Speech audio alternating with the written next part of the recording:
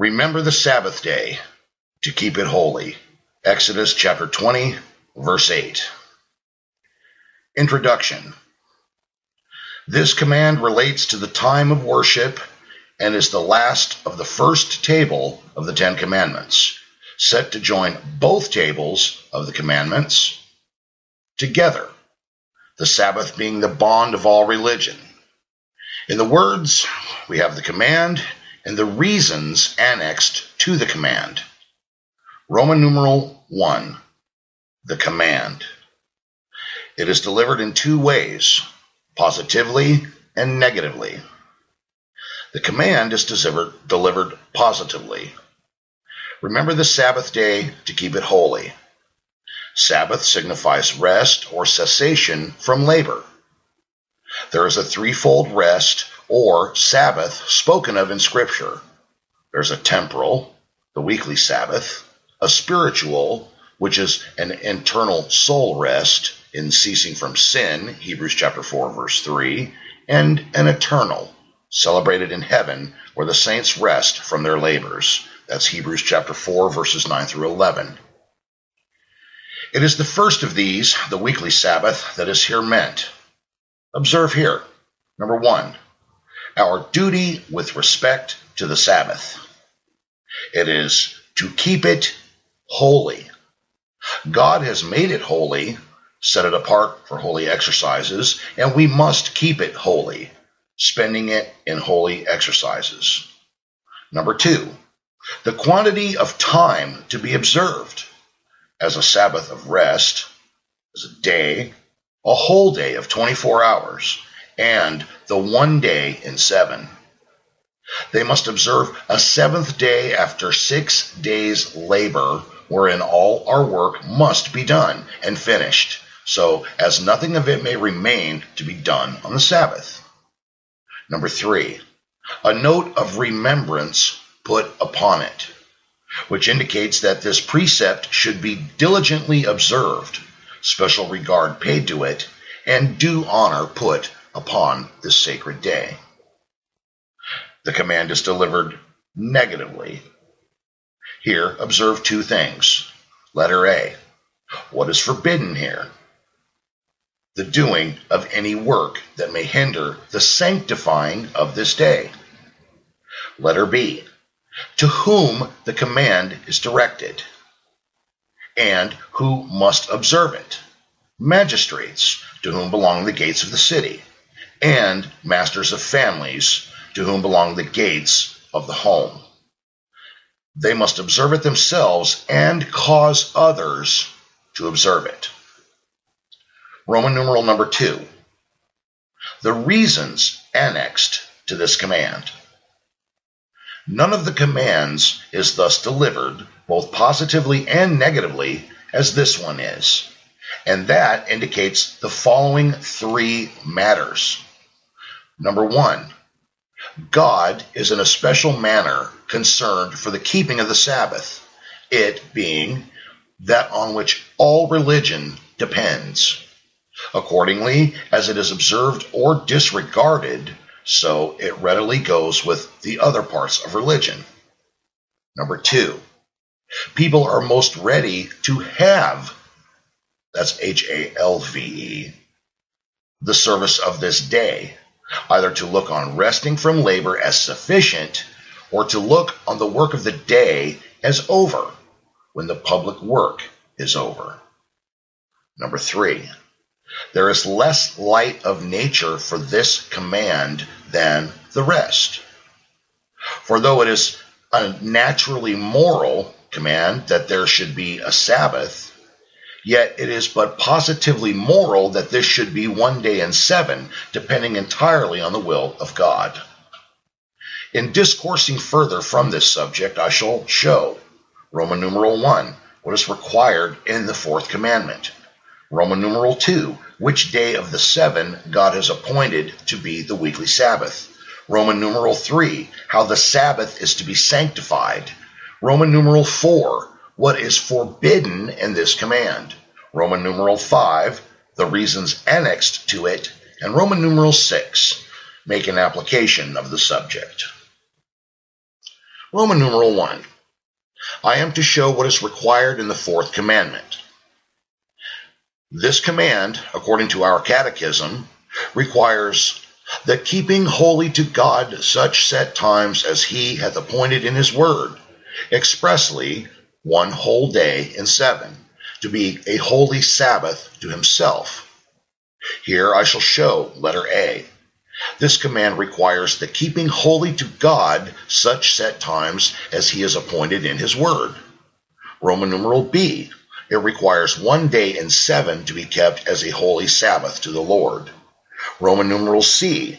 The day to be kept holy is 1 whole day. Letter A. God has appointed times which are to be kept holy. First, I am to show that this command requires the keeping holy to God such set times as he has appointed in his word. The Jews, under the Old Testament, had several days beside the weekly Sabbath, that by divine appointment were to be kept as holy days, and by virtue of this command they were to observe them, even as by virtue of the second commandment they were to observe the sacrifices and other parts of the Old Testament instituted worship. But these days are taken away under the gospel by the coming of Christ. But that which this commandment in the first place requires is the keeping holy of a Sabbath to God, whatever be the day God determines for it, whether the seventh in order from creation, as under the Old Testament, or the first, as under the New. And so the command is, remember the Sabbath day to keep it holy, not remember the Sabbath or remember the seventh day. Thus, the keeping of a Sabbath is moral duty binding all persons in all places of the world. For it is a moral duty, and it is required by the natural law, that as God is to be worshipped, not only internally but externally, not only privately but publicly, so there must be some special time designed and set apart for this, without which it cannot be done. And so the very pagans had their Sabbaths and holy days. This is the first thing signified here, namely that a Sabbath is to be kept. Another thing signified here is that it belongs to God to determine the Sabbath, or what day or days he will have to be kept holy. He does not say, remember to keep holy a Sabbath day or a day of rest, leaving it to men what days shall be holy and what not, but remember the Sabbath day, supposing the day to be already determined by himself, so that we are bound to the set time appointed in his word. And this condemns men taking on themselves, whether as churches or states, to appoint holy days to be kept, which God has not appointed in his word. Consider the 4 following matters. Number 1, this command puts a peculiar honor on the Sabbath above all other days. Remember the Sabbath day. But when men make holy days of their own to be kept holy, the day appointed of God is spoiled because of its peculiar honor. And there is no peculiar honor left to it. Ezekiel chapter 43, verse 8. Yea, in practice they go before it. For men's holy days, where they are regarded, are more regarded than God's day. Number 2, this command says, 6 days shalt thou labor. Formalists say, there are many of these 6 days thou shalt not labor, for they are holy days. But if these words contain a command, who can countermand it? If but a permission, who can take away that liberty which God has left us? As for fast days or Thanksgiving days appointed on particular occasions, they are not holy days. The worship is not made to wait on the days, as on Sabbaths and holidays, but the days are made to wait on the worship which God by his providence requires, and consequently there must be a time for performing these exercises. Number 3, it belongs only to God to make a holy day. For who can sanctify a creature but the Creator? Or who can sanctify time but the Lord of time? He only can give the blessing. Why should they then sanctify a day who cannot bless it. The Lord abhors holy days devised out of men's own hearts. 1 Kings chapter 12, verse 33. Number 4. What reason is there to think that when God has taken away from the church's neck a great many holy days appointed by himself, he has left the gospel church to be burdened with as many, nay, and more of men's invention than he himself had appointed? Letter B. 1 day in 7 must be kept as a holy Sabbath. This command requires 1 day in 7 to be kept as a holy Sabbath unto the Lord. 6 days shalt thou labor and do all thy work, but the 7th day is the Sabbath of the Lord thy God. Thus the Lord determines the quantity of time that is to be his own in a peculiar manner, that is, the 7th part of our time. After 6 days of working, a 7th is to be a Sabbath. This is moral, binding upon all persons in all ages, and not a ceremony abrogated by Christ. First, this command of appointing 1 day in 7 for a Sabbath is one of the commands of that law, consisting of 10 commandments, which cannot be made without this.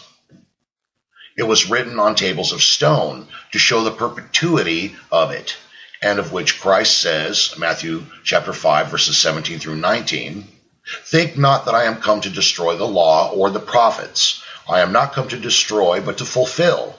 For verily I say unto you, till heaven and earth pass, one jot or one tittle shall in no wise pass from the law till all be fulfilled. Whosoever therefore shall break one of these least commandments, and shall teach men so, he shall be called the least in the kingdom of heaven. But whosoever shall do and teach them, the same shall be called great in the kingdom of heaven." Second, it was appointed and given by God to Adam in innocency, before there was any ceremony to be taken away by the coming of Christ. Genesis chapter 2, verse 3. Third, all the reasons annexed to this command are moral, respecting all men, as well as the Jews to whom the ceremonial law was given. And we find strangers obliged to the observation of it, as well as the Jews, but they were not obliged to the observation of ceremonial laws. Fourthly, Jesus Christ speaks of it as a thing perpetually to endure, even after the Jewish Sabbath was over and gone, Matthew 24, verse 20. And so, although the Sabbath of the 7th day, in order from the creation, was changed into the first day, yet it still was kept a 7th day. Letter C. 1 whole day must be kept holy. The day to be kept holy is 1 whole day, not a few hours while the public worship lasts, but a whole day. There is an artificial day between sunrise and sunset, John chapter 11, verse 9, and a natural day of 24 hours, Genesis chapter 1, which is the day here meant. This day we begin in the morning immediately after midnight, and so does the Sabbath begin, and not in the evening, as is clear if you consider the following 3 matters. First, John chapter 20, verse 19. The same day at evening, being the first day of the week, where you see that the evening following, not going before this first day of the week, is called the evening of the first day. Second, our Sabbath begins where the Jewish Sabbath ended, but the Jewish Sabbath did not end towards the evening, but towards the morning. Matthew chapter 28, verse 1. And the end of the Sabbath, as it began to dawn toward the first day of the week, etc. Thirdly, our Sabbath is held in memory of Christ's resurrection, and it is certain that Christ rose early in the morning of the first day of the week.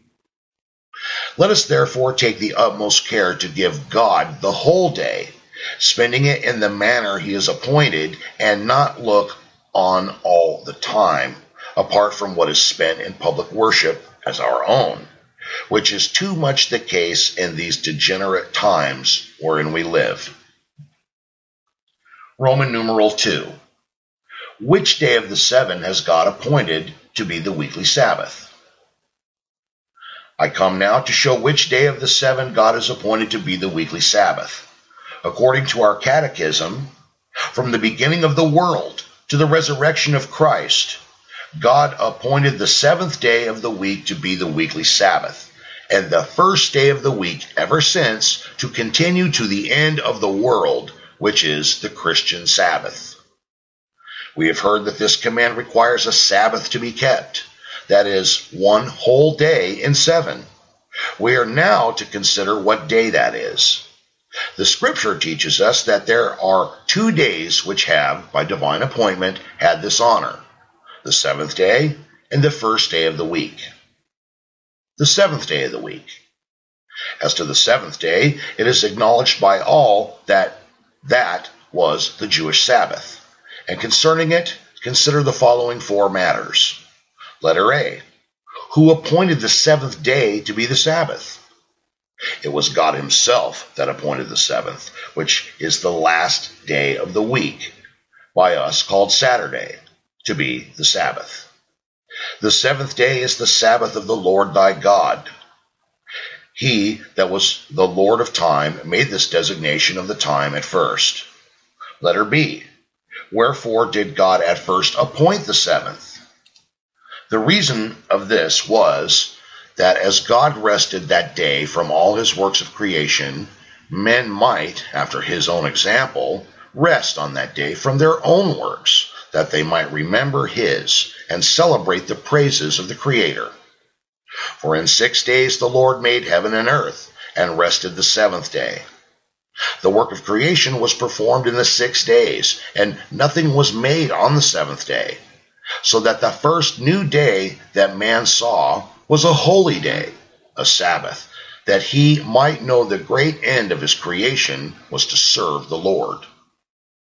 Letter C. How long did that appointment of the 7th day last? To the resurrection of Christ. This was its last period, at which time it was to give place to a new institution, as will afterwards appear. The day of Christ's resurrection was the day of the finishing of the new creation, the restoration of a marred world. Letter D. When was the Sabbath of the 7th day appointed first? Some who detract from the honor of the Sabbath contend that it was not appointed till the promulgating of the law on Mount Sinai, and that its first institution was in the wilderness.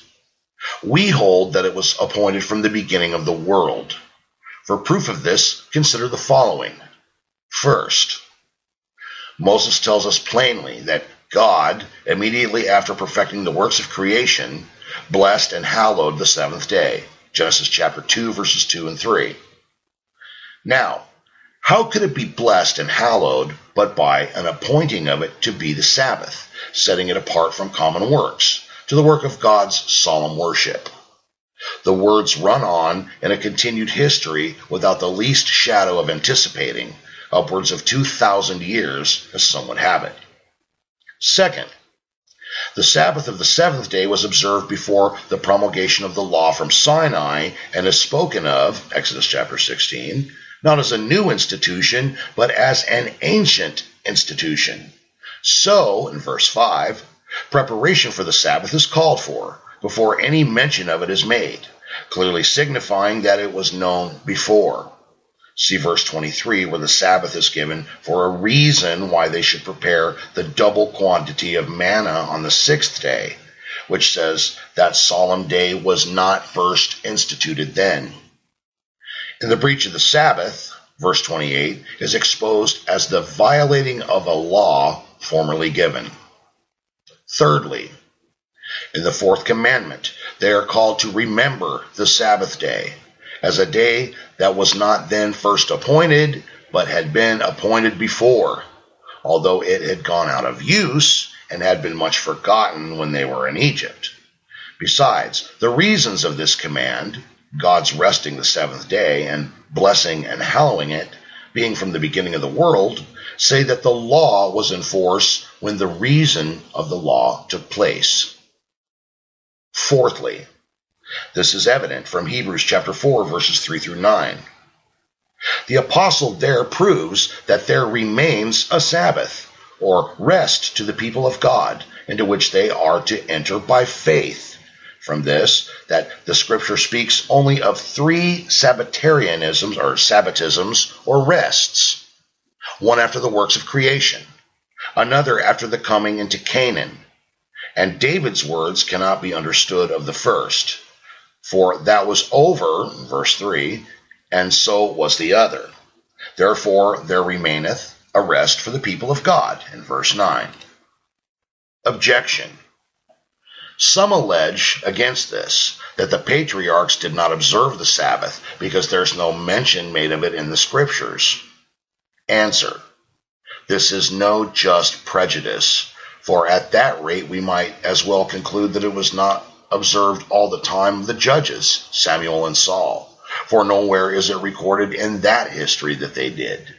Yea, though the patriarchs had not observed it, yet that could no more militate against the first institution than their polygamy could militate against the first institution of marriage. But as from the patriarchs sacrificing, we infer the divine appointment of sacrifice, so from the first institution of the Sabbath, we may infer their keeping it. And their counting by weeks, as Noah did, Genesis chapter 8, verses 10 and 12, and Laban with Jacob, Genesis chapter 29, verses 27 and 28, does not show it obscurely. For to what end did they use this computation, but that the Sabbath might be distinguished from other days? And the piety of the patriarchs persuades us that they observed that solemn day for worship, and if any day, what but that designed by God? The first day of the week. As to the Sabbath of the first day of the week, letter A, consider the date of it, which is from the resurrection of Christ to continue to the end of the world, for the days of the gospel are the last days. Letter B, how the Sabbath could be changed from the 7th to the first day of the week. The 4th commandment holds but a Sabbath to be kept, and that one in 7. As for the designation of the day, he designed one, or he that designed one could design another, and the substituting of a new day is the repealing of the old. Letter C, wherefore this change was made. Well, it was made upon the account of the resurrection of Christ, wherein the work of man's redemption was completed. Letter D, by what authority it was changed into the first day. The Sabbath was by divine authority changed from the 7th to the first day of the week, so that the Lord's Day is now by divine appointment the Christian Sabbath. First, the Sabbath of the first day of the week is prophesied of under the Old Testament, Psalm 118, verse 24. This is the day which the Lord hath made, the day of Christ's resurrection, when the stone which the builders rejected was made the head of the corner. We will rejoice and be glad in it. That is, we will celebrate it as a day of rejoicing and thankfulness for the work of redemption. Compare Acts chapter 4, verses 10 through 11. Be it known unto you all, and to all the people of Israel, that by the name of Jesus Christ of Nazareth, whom ye crucified, whom God raised from the dead, even by him doth this man stand here before you whole. This is the stone which was set at naught of you builders, which is become the head of the corner. It is possible that the following passage may refer to this matter, Ezekiel chapter 43, verse 27. And when these days are expired, it shall be that upon the 8th day and so forward, the priests shall make your burnt offerings upon the altar, and your peace offerings, and I will accept you, saith the Lord. And it may be called the 8th day, because the first day of the week now is the 8th in order from the creation. As also Isaiah chapter 11, verse 10. His rest shall be glorious. As the Father's rest from the work of creation was glorious by the seventh day's rest, so the rest of the Son from the work of redemption was glorious by the first day's rest. On this day it was that the light was formed. So on this day did Christ, the Son of righteousness, the true light, arise from the dark mansions of the grave with resplendent glory. Second, this day is called the Lord's Day, Revelation chapter 1, verse 10. That this Lord's Day is the first day of the week is clear, if you consider that John speaks of this day as a known day among Christians by that name. It could not be the Jewish Sabbath, for that is always called the Sabbath. And the Jewish Sabbaths were then repealed, Colossians chapter 2, verse 16. Neither could it mean any other day of the week, wherein Christ specially manifested himself, for that would determine no day at all. And that this phrase infers a divine institution is evident from the like phrase of the sacrament called the Lord's Supper. Third, it is evident that there ought to be a Sabbath, and that from the creation till Christ's resurrection, the seventh day, in order, was appointed by God himself. It is no less evident that the Sabbath is changed to the first day of the week, and that lawfully, because the Jewish Sabbath is repealed. Now, who could lawfully make this change but one who had divine authority, who therefore is called the Lord of the Sabbath, Mark chapter 2, verse 28. Fourthly, it was the practice of the apostles and primitive Christians to observe the first day of the week for the Sabbath, John chapter 20, verse 19, Acts chapter 20, verse 7. On this day, the collection for the poor was made, 1 Corinthians chapter 16, verse 2. And you know the apostles had from Christ what they delivered to the churches as to ordinances, 1 Corinthians chapter 11, verse 23. Letter E. The Lord, by glorious displays of his grace and spirit, has remarkably honored this day in all ages of the church, and by signal strokes from heaven has vindicated the honor of this day on the profaners of it. Of this, remarkable instances may be seen in history, both at home and abroad. Let us therefore sanctify this day as the day which God has appointed, and blessed as a day of sacred rest in the Christian church. Roman numeral 3. How is the Sabbath to be sanctified? I come now to show you how the Sabbath is to be sanctified. The Catechism tells us, it is to be sanctified by a holy resting all that day, even from such worldly employments and recreations as are lawful on other days, and spending the whole time in the public and private exercises of God's worship, except so much as is to be taken up in the works of necessity and mercy. Here I shall show what it is to sanctify the Sabbath, and what are the parts of the sanctification of it. Letter A. What is it to sanctify the Sabbath? The Sabbath day is not capable of any sanctity or holiness except what is relative, that is, in respect of its use for holy rest or exercise. So, first, God has sanctified that day by setting it apart for holy uses, designing and appointing it in a special manner for his own worship and service. Secondly, men must sanctify it by keeping it holy, spending that day in God's worship and service, for which God has set it apart, using it only for the uses that God has consecrated it unto. What are the parts of the sanctification of the Sabbath? There are two: holy rest and holy exercise. Letter B. Sanctifying the Sabbath by a holy rest. The Sabbath is to be sanctified by a holy rest. Therefore it is called a Sabbath, i.e., a rest. First, What are we to rest from? Letter A. On the Sabbath, we must rest, firstly, from our worldly employments. God has given us 6 days for these, but his day must be kept free of them. In it thou shalt not do any work. The works of our worldly calling have 6 days, those of our heavenly calling but 1. We must rest from the former, that we may apply ourselves to the latter. Now such works are to be accounted.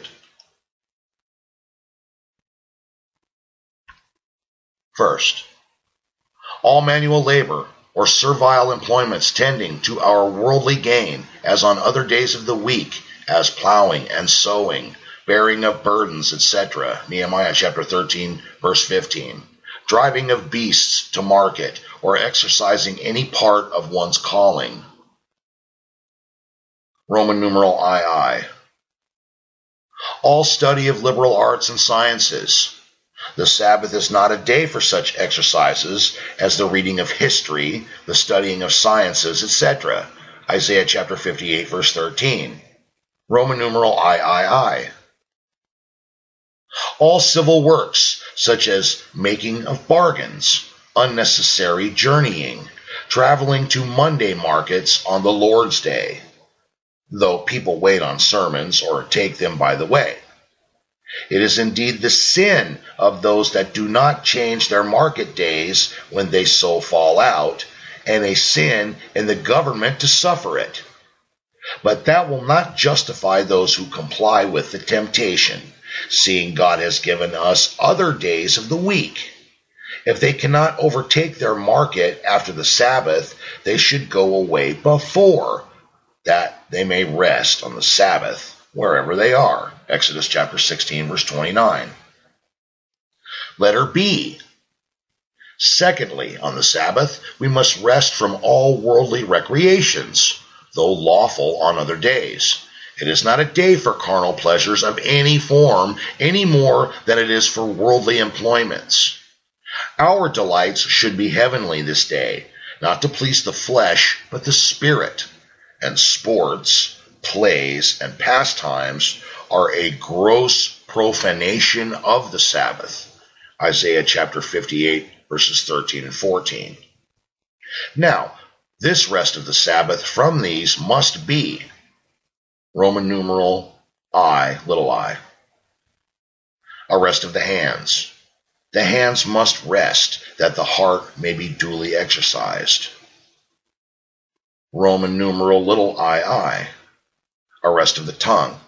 People should not give their orders for the week's work on the Lord's day, nor converse about their worldly business. Roman numeral letter III. A rest of the head, from thinking and forming plans and contrivances about worldly affairs. But here are accepted works of 2 sorts. Firstly, works of necessity, as to quench a house on fire, etc. Secondly, works of mercy, as to save the life of a beast, Matthew chapter 12, under which may be comprehended Roman numeral little letter I. Good works, such as visiting the sick, relieving the poor, etc. Roman numeral little ii. Works of decency, such as dressing the body with comely attire. Roman numeral letter III. Works of common honesty and humanity, as saluting one another, 1 Peter chapter 3, verse 8.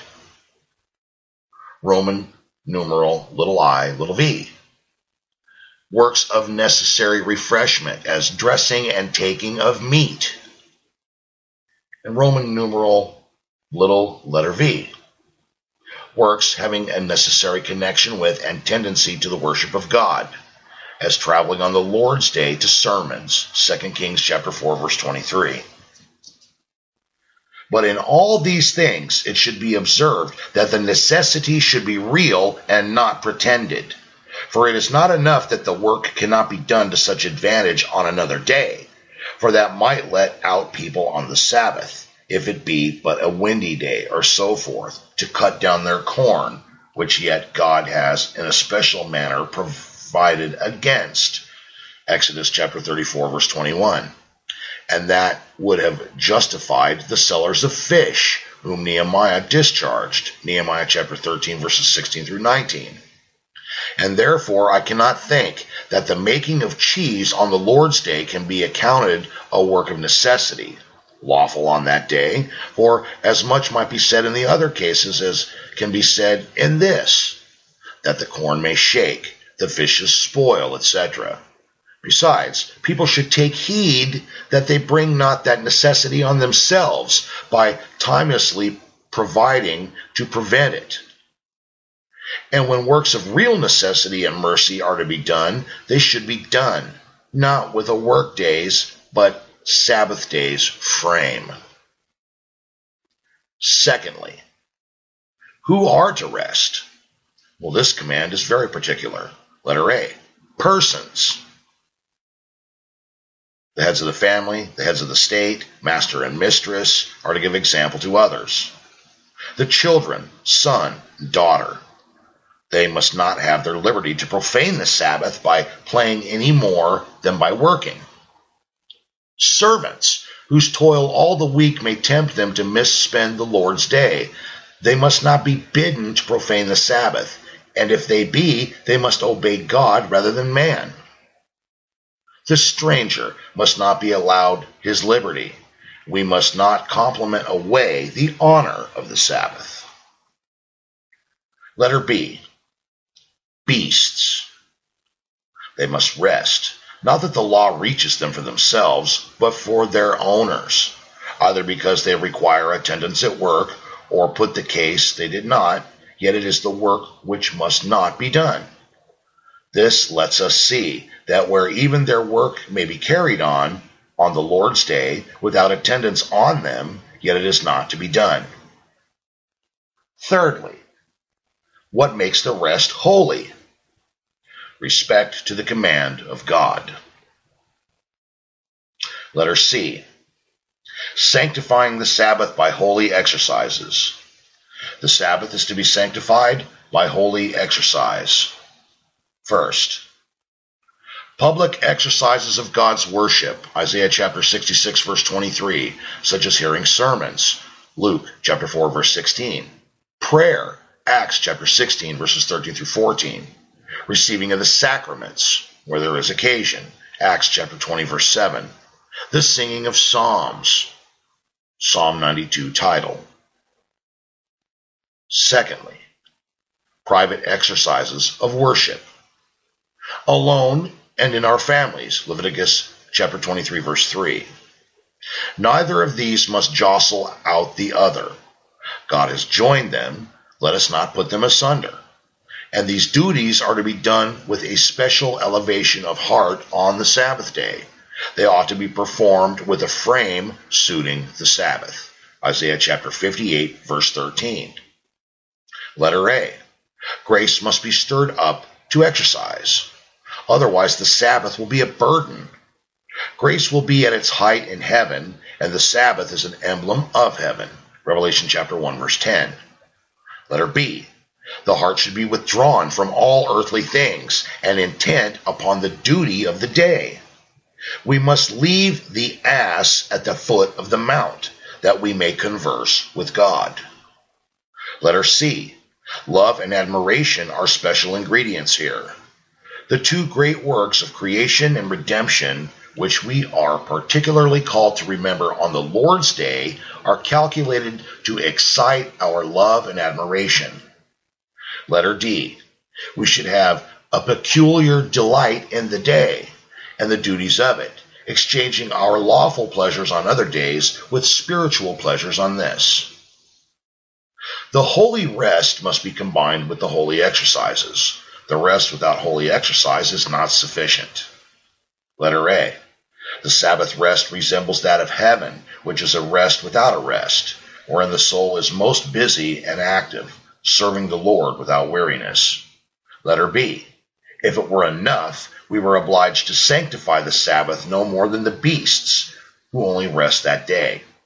Letter C, the rest enjoined is not a command for itself, but for the holy exercises of the day. Now, it is the whole day that is thus to be spent, i.e., the natural day. Not that people are bound to be in these exercises without intermission all the 24 hours. For God has not made the Sabbath to be a burden to man, but that we should continue God's work as we do our own on other days, or we are allowed necessary rest and refreshment by sleep in the night. Application. Remember the Sabbath day to keep it holy. This note is put upon it for the following two reasons. Number one, because of the great weight of the thing, the Sabbath being the bond of all religion. It is God's deal day, wherein his people may expect furniture for all the week. Number two, because we are very apt to forget it. Ezekiel chapter 22, verse 26. There is less light of nature for this than other commands. It restrains our liberty in those things that we do all the week. And Satan, knowing the importance of it for our souls, that it is a day of blessing, sets on us to forget it. If you would then sanctify the Sabbath, remember the Sabbath day in these three ways. Letter A. Remember it before it come, on the last day of the week, here on the Saturday's evening, laying by work timelessly to prepare for it. Luke chapter 23, verse 54. Letter B. Remember it when it is come. Rise early on the Sabbath morning. Psalm 92, verse 2. The morning has enough ado. Worship God secretly and privately. Prepare yourselves for ordinances. Wrestle with God for his presence in them, that he may graciously assist the minister in preaching, and may graciously assist you in hearing, and may bless the word to you. Remember it while it is going on, that it is God's day, a day of blessing, and ply diligently the work of the day, not only in time of the public work, but after, till the day be finished. Letter C. Remember it when it is over, to see what good you have gotten by it, to bless him for any smiles of his face or manifestations of his grace, and to mourn over your failures and apply to the blood of Christ for pardon and cleansing. Roman numeral 4. What is forbidden in this command? I proceed to show what is forbidden in the fourth commandment. We are told in the Catechism that it forbiddeth the omission or careless performance of the duties required, and the profaning the day by idleness, or doing that which is in itself sinful, or by unnecessary thoughts, words, or works about worldly enjoyments or recreations. There are 5 ways in which this commandment is broken. Letter A. The commandment is broken by omission of Sabbath duties. This commandment is broken by omission of the duties required on this day, whether in whole or in part. Many of the Sabbath duties are the duties of every day, but the omission of them, which is always criminal, is more so on this day because on it we are specially called to them. We sin against this command then when we neglect the public or private exercises of God's worship. Number 1. The commandment is broken by not remembering the Sabbath before it comes, to prepare for it. Entertaining a carnal, worldly frame of spirit on the night before, and not laying aside work in good time, and composing our hearts for the approaching Sabbath, far more when people continue at their work later that night than ordinary, getting as near the borders of the Sabbath as they can. Number 2. The commandment is broken by neglecting the duties of the Sabbath morning, particularly, letter A, the duty of meditation. Those that are in the Spirit on the Lord's day, their spirits will be busy, elevated to heavenly things, and conversing with heaven. The 2 great works of creation and redemption require our thoughts, particularly on that day, Psalm 92, verse 5. And we must needs be guilty when, while God has set these great marks before us, we do not aim to hit them. Has not God made it a day of blessing? Should we not then consider our wants, miseries, and needs, and sharpen our appetites after that food that is set before us in ordinances on that day? Letter B, the duty of secret prayer. The Sabbath morning is a special time for wrestling with God, confessing, petitioning, and giving thanks. Then there should be wrestling for the blessing on the day of blessing, and the neglect of it is a very bad beginning for that good day. When will they come to God's door who will not come then? Psalm 92, verses 1 and 2. Letter C, the duty of family exercise. This command has a special respect to family religion, as God will have the family to mind and see to their own work on the 6 days, so he calls them to mind his together on the Sabbath. Every family is to be a church, especially on the Lord's Day. And if people came with their hearts warmed from family duties to the public, they would speed. Number 3, the commandment is broken by neglect of the public exercises of God's worship. Hebrews chapter 10, verse 25. By this neglect, the Sabbath is profaned. The public ordinances on the Lord's Day, whatever else they do, they keep up a standard for Christ in the world, and to slight them is the way to fill the world with atheism and profaneness, as it would be the sin of ministers not to administer them, so it is the sin of people not to attend on them. But oh, how does this profanation abound by unnecessary absenting from public ordinances. It is not enough to spend the time in private. God requires both, and the one must not jostle out the other. Nothing should be admitted as an excuse in this, but what will bear weight when the conscience is sifted before God. Number 4, the commandment is broken by neglecting the duties of the day when the public work is over. The Sabbath is not over when the public work is over. When we go home to our houses, we must keep the Sabbath there too. Leviticus chapter 23, verse 3. It ought not to be an idle time. You ought to retire by yourselves and meditate on what you have heard, on your behavior at the public ordinances, and be humbled for your failings. Confer together about the word. Renew your calling on God in secret and in your families, and with variety of holy exercises, spend what remains of the day.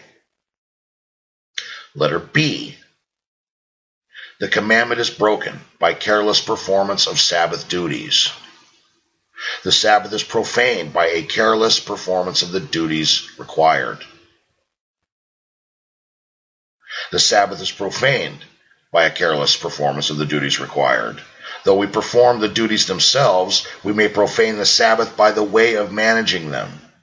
Now it is a careless performance to perform them. Number 1, hypocritically. Matthew chapter 15, verses 7 and 8. While the body is exercised in Sabbath's work, but the heart goes on, not along with it. Number 2, carnally, in an earthly frame of spirit, the heart savoring nothing of heaven, but still of the world. Hence are so many distracting thoughts about worldly things, that the heart cannot be intent on the duty of the day. Amos chapter 8, verse 5. Number 3, heartlessly and coldly. The Sabbath should be called a delight. A special vigor and alacrity is required to Sabbath duties. But oh, how flat, heartless, dead, and dull are we for the most part, so that many are quite out of their element on the Lord's day, and never come to themselves, or any alacrity of spirit, till the Sabbath be over, and they return to their business. Number 4, to perform them with the weariness of them, or in them. Malachi chapter 1, verse 13. Alas, is not the Sabbath the most wearisome day of all the week to many? The rest of the Sabbath is more burdensome than the toil of other days. How will such take with heaven when there is an eternal rest, an everlasting Sabbath? This is a contempt of God and of his day. Letter C. The commandment is broken by idleness on the Sabbath. The Sabbath is profaned by idleness. God has made the Sabbath a rest, but not a mere rest. He never allows idleness. On the weekdays, we must not be idle, or we misspend our own time.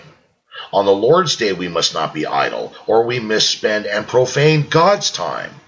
Thus the Sabbath is idled away and profaned. Number 1, by unnecessary, unseasonable sleeping in that day. Lying long in the Sabbath morning, going soon to bed that night, to cut God's day as short as may be, and much more sleeping in any other time of the day to put off the time. Number 2, by vain gadding abroad on the Lord's day, through the fields, or gathering together about the doors to idle away the time in company.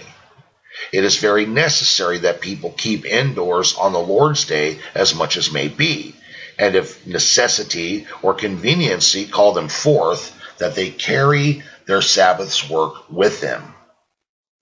Number 3, by vain and idle discourse or thoughts. We must give an account of every idle word spoken on any day, far more for those spoken on the Lord's day, which are doubly sinful. Letter D. The commandment is broken by sinning on the Sabbath. The Sabbath is profaned by doing that which is in itself sinful. To do those things on the Lord's day that ought not to be done any day is a sin highly aggravated. Thus, the Sabbath is profaned by people's discouraging others from attending ordinances instead of attending them themselves, swearing or cursing on that day instead of praising God. The better the day, the worse the deed. How fearful must their doom be who await that time for their wicked pranks as some dishonest servants and other naughty persons who choose the time that others are at church for their hidden works of dishonesty, because then they get most secrecy. And indeed the devil is very busy that way, and has brought some on to commit such things on the Sabbath day as have brought them to an ill end. Letter E. The commandment is broken by worldly employments and recreations on the Sabbath. The Sabbath is profaned by unnecessary thoughts, words, or works about worldly employments or recreations. The Sabbath is profaned, number 1, by carnal recreations, in no way necessary nor suitable to the work of the Sabbath, such as all carnal pleasures, sports, plays, and pastimes. Isaiah chapter 58, verse 13. Number 2, by following of worldly employments on that day, working or going about ordinary business, except in cases of necessity and mercy. Matthew chapter 24, verse 20. Though, where real necessity or mercy is, it is an abuse of that day to forbear such things, as sometimes the Jews did, who being attacked on the Lord's day would not defend themselves.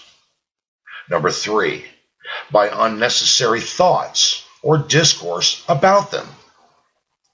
For that day is a day of rest from them every way, and we should neither think nor talk about them.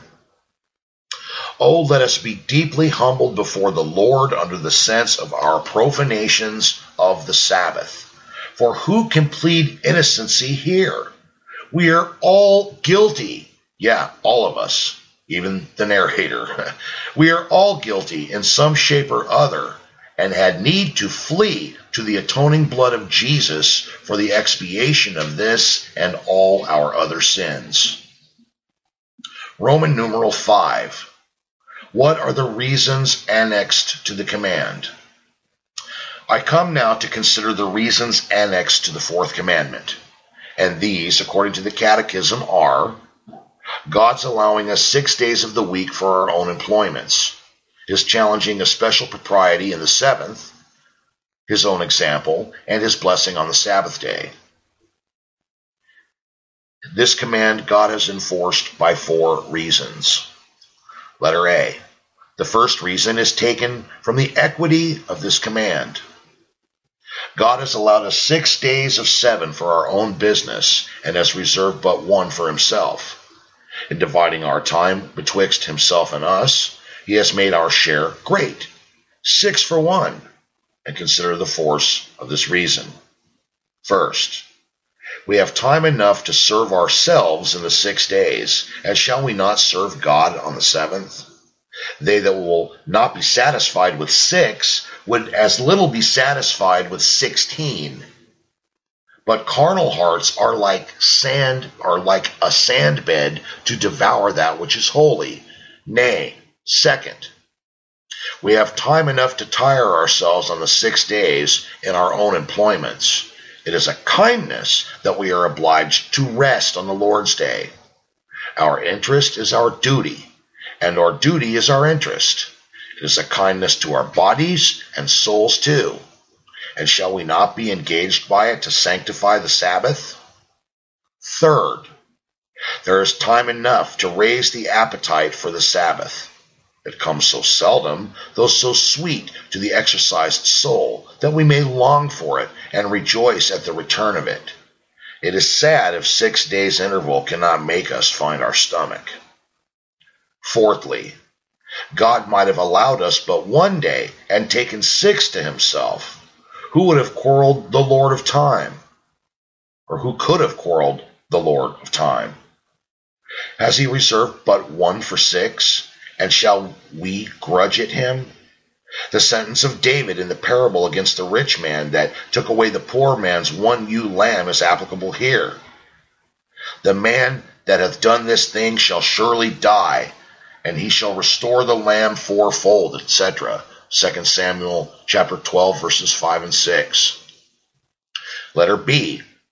This second reason is taken from God's challenging a special propriety in the Sabbath day. But the 7th day is the Sabbath of the Lord thy God. All days are his, but this is his in a peculiar manner. Revelation chapter 1, verse 10. He has set a mark on it for himself, to be reserved for himself. Consider the force of this reason. First, if we have a God, it is reasonable that God should have a time set apart for his service. The Sabbath of the Lord thy God. The heathens had days set apart for the honor of their idols, though the dumb idols could not demand them, yet they gave them. Papists have set days apart for saints, who are to them a sort of gods, though some of them have forbidden it, just as Paul has done. And will you not keep holy the Sabbath of the Lord thy God? Second, it is a sacrilege, the worst of theft, to profane the Sabbath day. It is a robbing of God, a stealing from him of time that is consecrated to him, and that is dangerous. Proverbs 20, verse 25. We justly blame the churches of Rome and England for robbing people of a great many days which God has given us. But how may we blame ourselves for robbing God of the day he has kept from us and taken to himself? Alas, our zeal for God is far below our zeal for ourselves. They stick to their saints' days, but how weary are we of our God's days? Malachi chapter 3, verse 8. Letter C. The third reason is taken from God's example, who, though he could have perfected the world in a moment, yet spent 6 days in it, and but 6 days resting the 7th, taking a complacency in the work of his own hand. And this is an example to be imitated by us. Consider the force of this reason. First, God's example proposed for imitation is God's example proposed for imitation is a most binding rule. Be ye followers of God, Ephesians chapter 5, verse 1. What God does is best done, and we must labor to write after his copy. Second, the profaning of the Sabbath is a most eminent and signal contempt of God and of his works. Did God rest on the Sabbath, taking a complacency in the 6 days' works? Our not doing so is an undervaluing of what God so highly esteemed, slighting of what he so much prized, and consequently a contempt of himself and his works too. Letter D. The fourth reason is taken from his blessing the Sabbath-day. His blessing of that day is his blessing it as a means of blessing us in the keeping of it. It indicates, first, the Lord's putting a peculiar honor on it beyond all other days. It is the holy of the Lord and honorable. The King of heaven has made it the queen of days. Therefore it should be our question, what shall be done to that day the King delights to honor? Let us beware of leveling that with common things which God has advanced so far above them. Secondly, that the Lord has set it apart for a spiritual blessing to his people, so that in the sanctification of that day we may look for a blessing. Isaiah chapter 56, verses 6 through 7. Nay, that the Lord will multiply his blessings on that day more on his people than on any other day wherein they seek it. So that as the Lord requires more on that day than on any other days, he also gives more. Third, that the Lord will make it even a spring of temporal blessings. He will not let the day of blessing be a curse to people in their temporal affairs. They shall be at no loss in their worldly things by the Sabbath rest. Leviticus chapter 25, verses 20 through 22. Conscientious keepers of the Sabbath will be found to thrive as well in other ways as those who are not. The force of this reason is, firstly, God's honor by keeping of that day, that we may get his blessing on it showered down upon us, so that the profanation of the Sabbath is like profane Esau's rejecting the blessing. Secondly, it is our own interest. Is it a special day for blessing, and shall we not observe it? It is an unworthy mistake to look on the Sabbath as so much lost time. No time is so gainful as a Sabbath holily observed. And indeed, the great reason of the profaning of the Sabbath may be found to lie in the following three matters. Letter A, in carnality and worldly mindedness. The Sabbath is no delight to many. Why? Because heaven would be no heaven to them, for they savor not the things of God. The heart that is drowned in the cares or pleasures of the world all the week over is as hard to get in a Sabbath frame as wet wood to take fire. Letter B, insensibleness of their need of spiritual blessings. They are not sensible of their wants, and hence they despise the blessing. He that has nothing to buy or sell can stay at home on the market day, and the full soul cares not for God's day. Letter C, the not believing of the blessing of that day. They that think they may come as good speed as any day in the duties of the day as on the Lord's day, no wonder that they count God's day and the duties of it as common. Roman numeral 6, application of the subject. Let me exhort you then to beware of profaning the Sabbath. Learn to keep it holy, and therefore I would call you here to 8 duties. Letter A, remember the Sabbath day before it comes, to prepare for it, and let your eye be on it before the week be done. Timelessly lay by your worldly equipment, and go not near the borders of the Lord's day, and strive to get your hearts in a frame suitable to the exercises of this holy day. Letter B, make conscience of attending the public ordinances and waiting on God in his own house on his own day. Loiter not away the Lord's day at home unnecessarily, seeing the Lord makes an appointment to meet his people there. This will bring leanness to your own soul, and grief of heart to him who bears the Lord's message to you. Letter C. Before you come to the public exercises, spend the morning in secret and private exercises, particularly in prayer, reading, and meditation, remembering how much your success depends upon suitable preparation. Put off your shoes before you tread the holy ground. Letter D. Do not make your attendance on the public ordinances by-hand work and as a means for carrying on your worldly affairs. If you come to the church to meet with somebody and to discourse or make appointments about your worldly business, it will be a wonder if you meet with the Lord. If you travel on the Lord's day and take a preaching by the way, it may well cheat your blinded consciences. It will not be pleasing to God, for it makes his service to stand but in the second room, while your main end is what concerns your temporal affairs. Among the Jews, no man might make the mountain of the house or a synagogue a thoroughfare, and beware of common discourse between sermons, which is too much practiced among professing people. Letter E. When you come home from the public ordinances, let it be your care, both by the way and at home, to meditate or converse about spiritual things and what you have heard.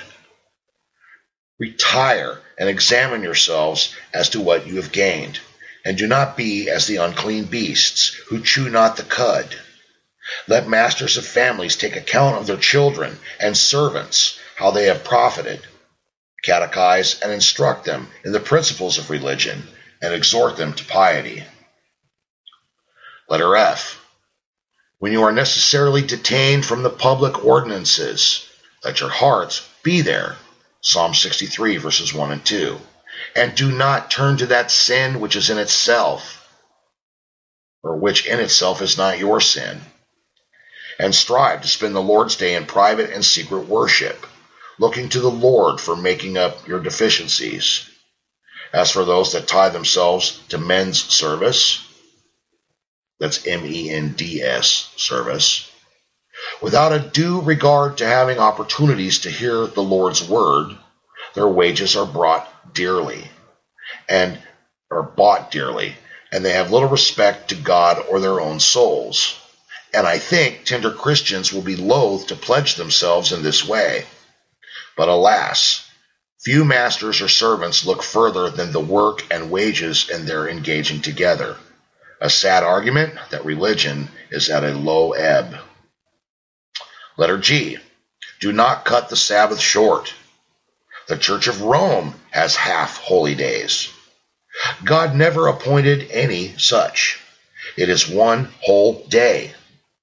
Alas, it is a sad thing to see how the Lord's day is consumed, as if people would make up the loss of a day out of Saturday's night and Monday's morning, which they do by cutting short the Lord's day.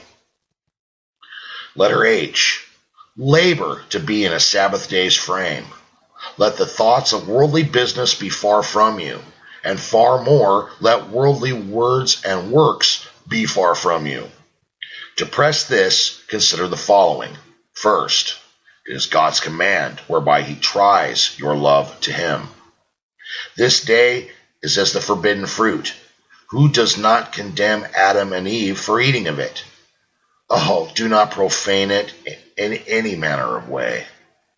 Second, heaven will be an everlasting Sabbath, and our consolation or our conversation should be heaven-like. If we grudge the Lord one day in 7, how will we digest an eternity? We are ready to complain that we are toiled with the world. Why then do we not enter into his rest? Third, the great advantage of sanctifying the Lord's day. He has made it a day of blessing. It is God's deal day, and keeps up the heart of many through the week while they think of its approach. Fourth, You will bring wrath upon yourself if you do not sanctify the Sabbath. God may plague you with temporal, spiritual, and eternal plagues. Many begin with this sin of profaning the Lord's day, and it brings them at length to an ill hour, both in this world and that which is to come.